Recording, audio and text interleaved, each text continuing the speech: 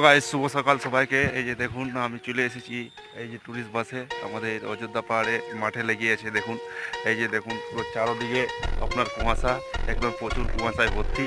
এই দেখুন চারোপাশে কুয়াশা, কিছু নেই, কিছু দেখাচ্ছে না ওই পার থেকে এই পার। এই যে দেখুন বুলেরো গাড়ির ড্রাইভার, ইনি হচ্ছে লালটু নাম ইয়ার।